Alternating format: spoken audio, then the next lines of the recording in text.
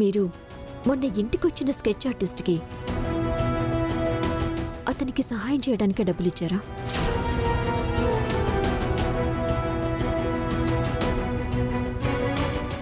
గాయత్రి, అది మొన్న మా అమ్మ మా నాన్నని చంపిన వాడి ఫోటో ఉన్న పాంప్లెట్ తీసుకొస్తే మీరు కావాలని దాని మీద ఇంకు పోశారు కదా.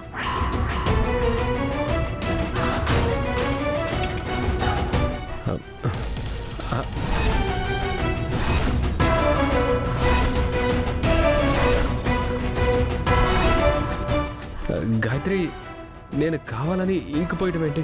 అబద్ధాలు ఆడకండి.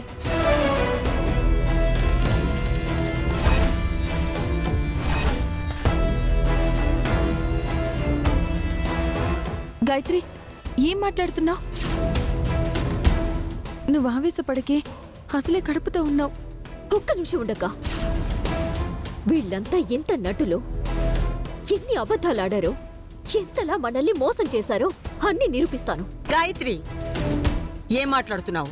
నిజం మాట్లాడుతున్నాను.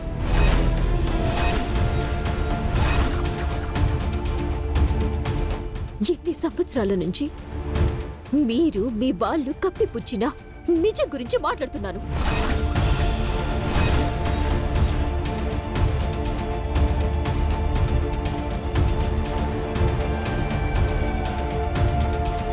ఏంటమ్మా గాయత్రి, ఏంటి నువ్వు చెప్పేది?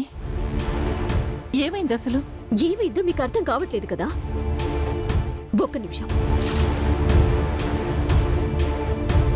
మా నాన్న నన్ను మా అక్కని కంటికి రెప్పలా చూసుకున్నారు.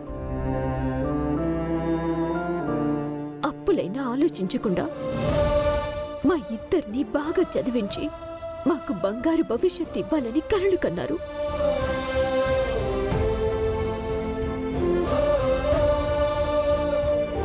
కానీ అర్ధాంతరంగా అర్ధాయుషతోనే చనిపోయారు. దానికి కారణం ఎవరో కాదు,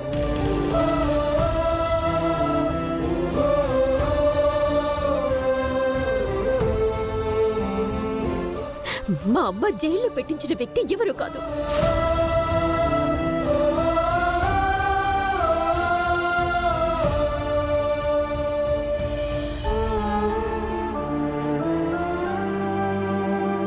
ఈ ఇంటి వారసుడు.